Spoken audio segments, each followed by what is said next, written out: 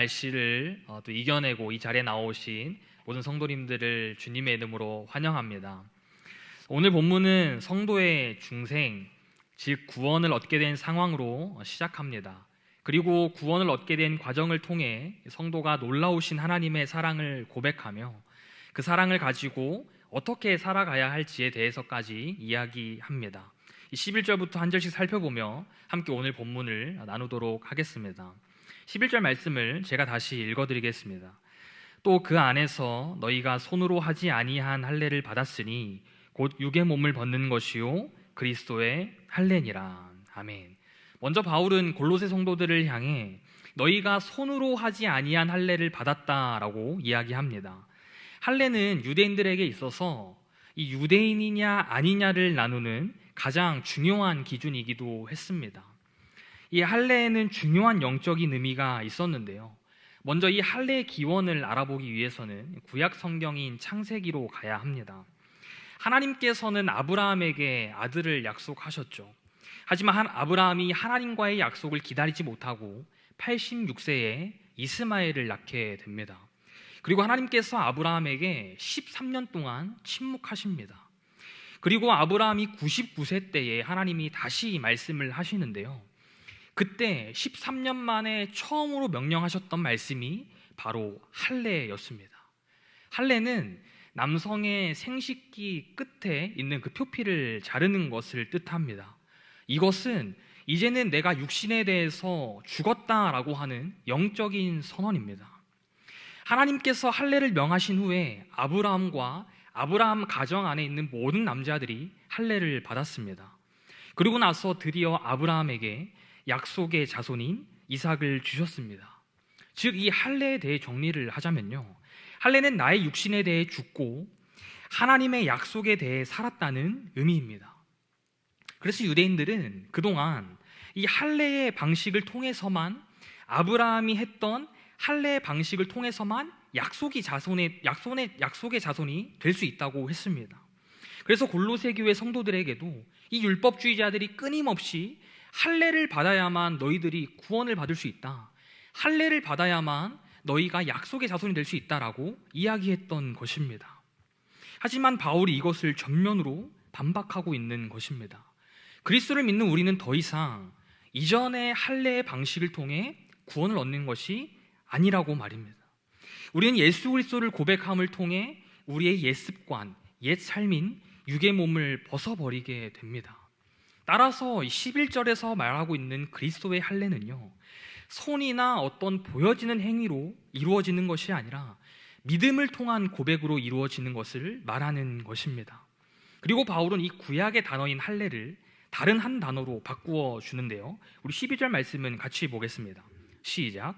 너희가 세례로 그리스도와 함께 장사되고 또 죽은 자들 가운데서 그를 일으키신 하나님의 역사를 믿음으로 말미암아 그 안에서 함께 일으키심을 받았느니라. 아멘. 바울은 11절에서 사용했던 할례라는 단어를 12절에서는 세례로 바꾸어서 이야기합니다. 그러니까 앞에서 기록됐던 이 그리스도의 할례가 곧 지금의 세례라는 의미인 것입니다. 결국 우리는 할례가 아닌 세례를 통해서 약속의 자손으로 거듭나는 첫 걸음을 내디딜 수 있게 되는 것입니다.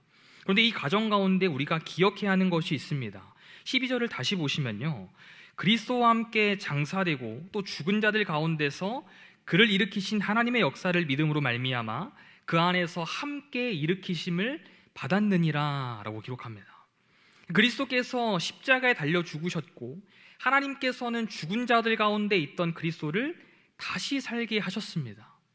원래는 우리도 똑같이 이 과정을 겪어야만 했는데요, 우리가 그리스도께서 십자가에 죽으셨다가 3일 만에 다시 살아나셨음을 믿기만 하면 우리 역시 다시 죽었다가 살아난 것으로 인정해 주겠다고 하시는 것입니다. 우리가 직접 죽은 것도 아니고 우리가 직접 다시 산 것도 아닙니다. 하나님께서는 우리 대신 죽으신 그리스도의 죽음을 통해 우리가 죽은 것으로 인정해 주셨고, 죽음을 이기시고 다시 사신 그리스도의 부활을 통해 우리를 새 생명으로 옮겨주셨다라는 것입니다. 우리가 한 것은 나를 위해 죽으시고 다시 사신 그 예수 그리스도를 믿는다고 고백한 것밖에 없는데, 그리스도께서 하셨던 모든 일을 우리가 똑같이 한 것으로 인정해 주셨다라는 것입니다. 그래서 바울이 이 골로새 성도들을 향해 그리스도를 고백함으로 받게 된 새 생명, 즉 구원은요, 결코 골로새 성도들의 어떠함으로 이루어진 것임이 아님을 이야기하고 있습니다. 13절 말씀을 제가 읽어드리겠습니다. 또 범죄와 육체의 무할례로 죽었던 너희를 하나님이 그와 함께 살리시고 우리의 모든 죄를 사하시고. 아멘. 우리는 우리가 가지고 있는 어떠함으로 결코 새 생명을 얻을 수가 없었습니다. 되려 우리가 가지고 있었던 옛 생명은 우리를 죽게 했습니다. 범죄와 육체의 무할례가 그것을 이야기하고 있는 것입니다.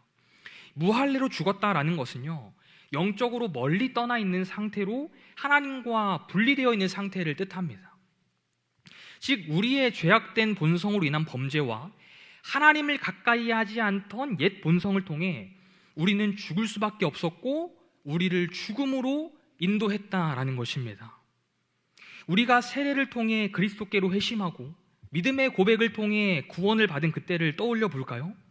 우리 중에 아무도 수중에 가진 것이 많아서 혹은 내가 남들에게 인정받는 명예 있는 자여서 또는 내가 낳고 기른 나의 자녀가 너무 훌륭하게 잘 커서 구원을 받을 수 있는 조건에 충족했던 분은 안 계실 것입니다.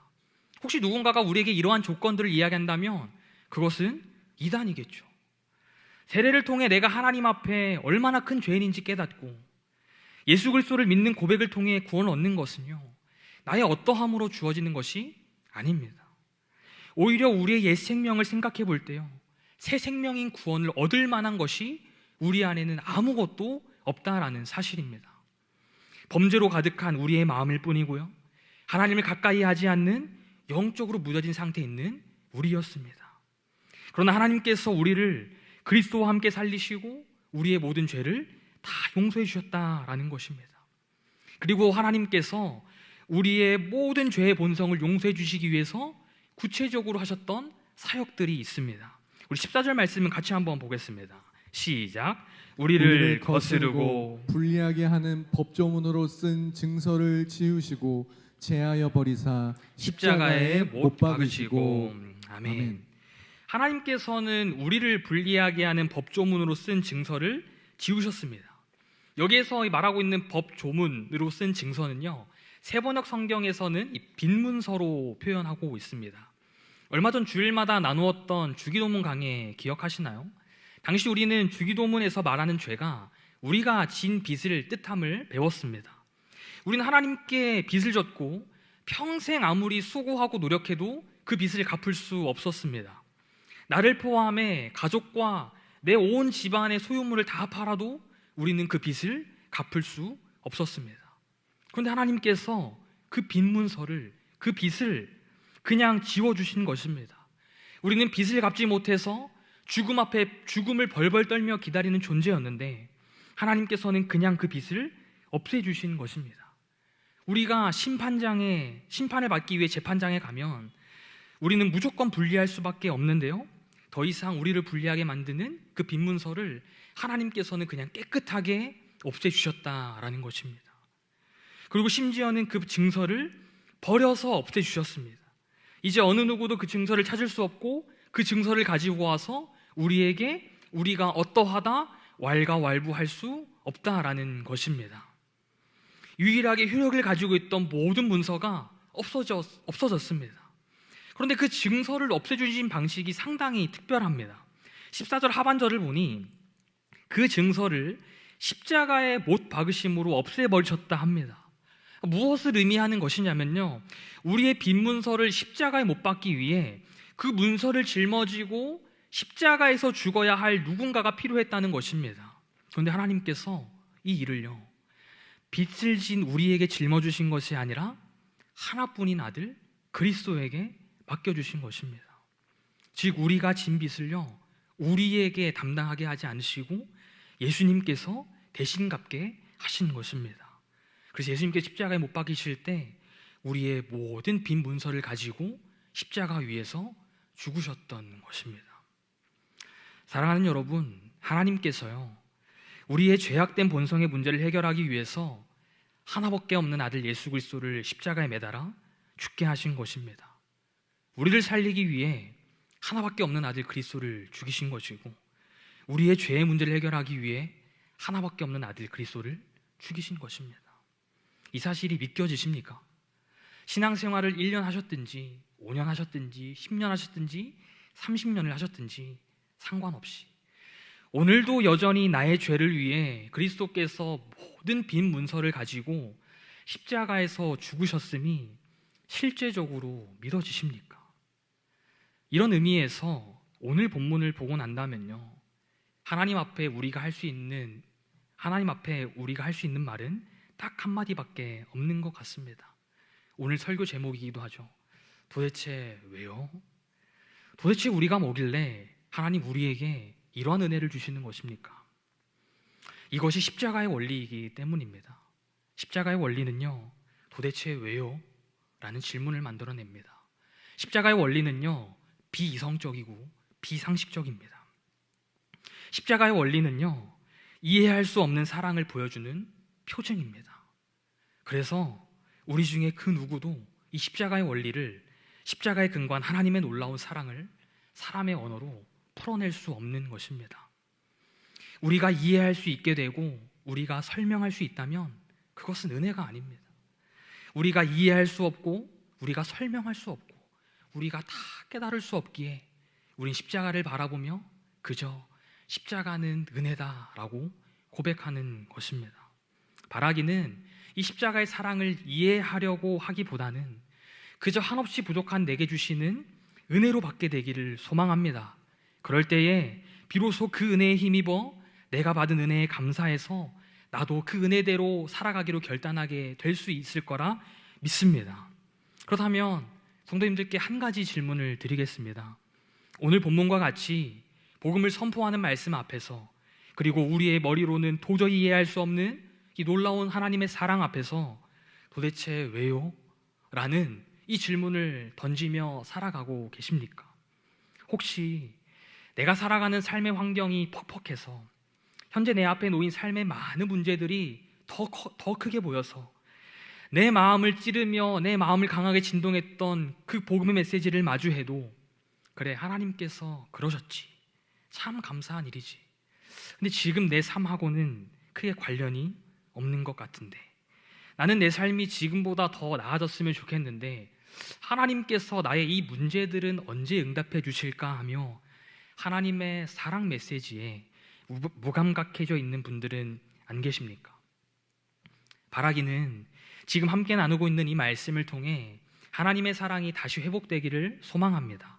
삶의 문제로 굳어져 있던 우리의 마음이 하나님의 놀라운 사랑으로 다시금 부드러운 마음이 되기를 간절히 소망합니다. 저도 청소년 시절을 떠올려 보면요, 이 교회 여름 수련회에 항상 빠지지 않고 참석했던 것 같습니다. 보통 이제 첫째 날은 회개 기도를 많이 하게 되는데요, 그래서 설교 주제도 이 회개 쪽에 초점이 많이 맞추어져 있었고, 또 기도회 때도 목사님께서 이 회개에 대해서 더 많이 이야기하셨던 것 같습니다. 저 역시 아무리 회개해도 생각나는 그 수많은 죄악들을 몇 시간이고 눈물을 흘리며 기도했던 기억이 납니다.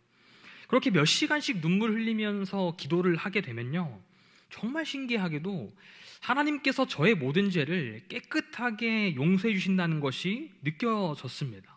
그리고 마음이 너무나도 평안해지면서 하나님의 사랑을 충만하게 느끼게 되었습니다. 그러면 그때마다 제가 매년 하나님께 하던 질문이 있었습니다. 하나님, 도대체 왜요? 왜 이렇게까지 저를 사랑하세요? 제가 이렇게 기도해도, 제가 이렇게 회개해도 저 이 수련회 끝나면 또 죄를 지을 수밖에 없는 연약한 존재인데요. 하나님 보시기에 제가 떳떳한 삶을 사는 것도 아니고 되려 예수 믿지 않는 나의 친구들에게 본을 보이지도 못하는데 도대체 왜 이렇게까지 저를 사랑하세요? 라고 항상 그렇게 물었던 기억이 납니다. 그 질문 앞에서 매년 제 마음 가운데 감동을 주셨던 하나님의 말씀은 동일했습니다. 별다른 이유 없어. 너라서 사랑해. 너가 공부를 잘해서도 아니고, 너가 외모가 출중해서도 아니고, 남들에게 인기가 좋아서도 아니고, 너가 지금 청소년부 임원이어서도 아니야. 그냥 김진수 너이기에 내 아들과 목숨을 맞바꾼 나의 사랑하는 자녀이기 때문에 내가 너를 사랑해 라고 하신 이 말씀을 제가 매년 수련회 갈 때마다 느꼈던 기억이 납니다. 아마 이것은 저뿐만 아니라 이 자리에 계신 우리 성도님들도 다 느끼셨을 거라 믿습니다. 사랑하는 여러분, 하나님의 사랑은요, 우리가 어떤 귀여운 아기나 혹은 이 귀여운 강아지와 같은 애완동물을 보면서 아이고 예쁘다, 너무 사랑스럽다 하는 그 정도의 수준이 아닙니다. 하나밖에 없는 아들을 내 대신 죽이시고 대가를 치르게 하신 것이 이 하나님의 사랑을 나타내는 깊이와 넓이입니다. 내가 이 빚을 갚기 위해 한 것이 아무것도 없는데 그리스도가 죽은 것을 내가 죽은 것으로 인정해 주시고 그리스도가 다시 부활한 것을 내가 함께 산 것으로 인정해 주심으로 우리를 죽음으로 몰아붙이는 죄 사슬을 다 끊어서 없애주신 것입니다. 그래서 우리는 더 이상 손으로 받을 할례가 필요한 것도 아니고요, 우리를 올감할 법조문도 필요가 없는 것입니다. 그저 날 위해 죽으시고 다시 사신 예수 그리스도를 믿는 믿음만 있으면 되는 것입니다. 그런 의미에서요, 우리가 도대체 왜요? 라고 질문을 할 수 있다라는 것이 은혜임을 말씀드리고 싶습니다. 이 질문을 할 수 있다는 것 자체가 하나님의 사랑이 얼마나 크고 놀라운지를 이미 우리가 깨달았기 때문입니다. 이 사랑을 모르는 사람에게 이 사랑을 전한다면요, 도대체 왜요? 라고 하는 반문이 아니라 그런데요? 그게 저랑 무슨 상관이죠? 라고 대답하는 것이 지극히 당연하기 때문입니다. 도대체 왜요? 라고 질문할 수 있는 것은 그 사랑을 경험한 자들만 누릴 수 있는 특권임을 믿으시기 바랍니다.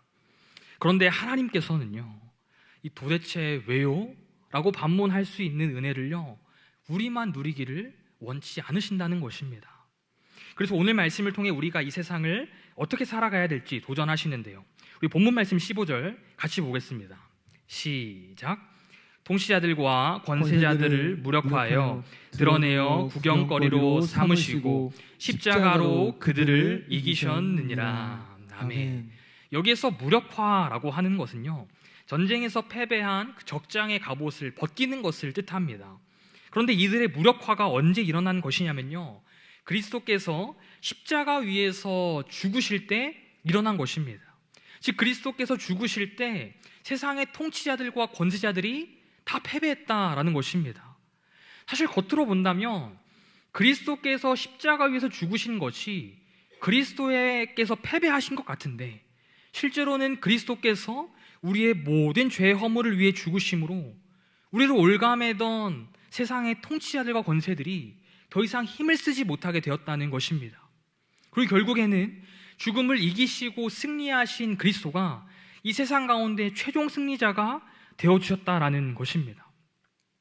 그래서 이 15절 말씀은요, 바울이 전쟁에서 이긴 장군이 군사들과 함께 당당하게 들어오는 개선행진의 모습을 비유한 것입니다. 십자가 위에서 죽으셨지만 그 죽음은 승리를 향한 첫 걸음이었고, 부활하신 그리스도께서 당당하게 성 안으로 행진하신다는 것입니다. 그렇다면 이것이 왜 우리에게, 앞으로 살아갈 우리에게 도전이 되는 말씀이 되는 것일까요? 우리의 모든 허물을 지고 죽으셨던 주님이 부활하심으로 승리하셔서 개선장군이 되셨는데, 주님이 개선장군으로서 행진하실 때 포로 신분이었던 우리를 함께 그 개선행진에 끼워주셨기 때문입니다. 이 전쟁의 승리를 위해 나는 아무것도 한 것이 없는데요, 심지어 나는 포로 신분이었는데요, 주님께서 개선행진의 승리의 일원으로 우리를 초대해 주시고 우리를 불러주신 것입니다. 그래서 우리로 하여금 세상 가운데 기죽지 말고 복음을 드러내는 당당한 행진을 하라고 말씀하시는 것입니다. 이를 조금 더 잘 나타내는 말씀이 있는데요, 고린도후서 2장 14절 말씀 제가 읽어드리겠습니다. 항상 우리를 그리스도 안에서 이기게 하시고 우리로 말미암아 각 처에서 그리스도를 아는 냄새를 나타내신 하나님께 감사하노라. 아멘. 우리는 십자가의 은혜 때문에 그리스도 안에서 항상 이기게 됩니다. 그래서 우리는 우리가 있는 모든 곳에서 그리스도를 아는 자들답게 살아가야 합니다. 개선행진의 일원으로서 당당하게 복음을 전하며 그리스도의 향기를 내뿜어야 합니다. 이것이 바로 우리가 아무것도 한 것이 없음에도 불구하고 우리를 개선 행진의 일원으로 삼으신 이유이며, 동시에 우리에게 도대체 왜요? 라는 질문을 던질 수 있는 은혜를 주신 것입니다. 특별히 우리는 열흘 뒤 있을 새생명 초청주의를 위해서 온 교회가 함께 기도하며 준비하고 있습니다. 이를 위해 금요 비전 부흥회와 돌아오는 주일 태신자와 함께하는 트리니티 찬양대도 진행합니다. 믿지 않는 태신자에게 복음을 전하기란 참 어려운 요즘입니다. 하지만 하나님께서 오늘 말씀을 통해 우리에게 도전하시며 큰 용기를 주시는 것입니다. 우리가 개선 행진의 일원이기에 복음을 전하는 데 있어서 두려워할 것이 없다 하십니다.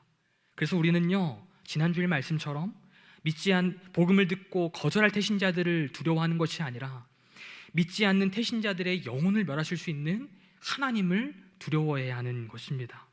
사랑하는 여러분, 그런 의미에서 도대체 왜요? 라고 되묻는 이 은혜를 우리만 누리는 것이 아니라 믿지 않는 우리의 태신자들도 동일하게 누려야 하지 않을까요? 이번 가을 우리의 태신자들이 이 자리에 함께 나와 예배하게 되는 은혜가 있기를 소망합니다. 그래서 예수 그리스도를 나의 주로 고백하며 연합되어지는 은혜가 있기를 간절히 소망합니다. 그저 하나님의 은혜로 구원받은 우리처럼 우리의 태신자들에게도 동일한 은혜가 있기를 바랍니다. 우리가 받은 은혜를 가지고 당당하게 살아내며 복음을 전할 때에 눈물로 기도할 수밖에 없는 사랑하는 나의 태신자들 역시 이번 가을에 이 자리에 나와서 하나님, 도대체 왜요? 저를 왜 그렇게까지 사랑하셨어요? 저를 포기하지 않고 기다려주셔서 감사합니다 라고 고백하게 되는 귀한 은혜가 있게 될 것을 믿습니다.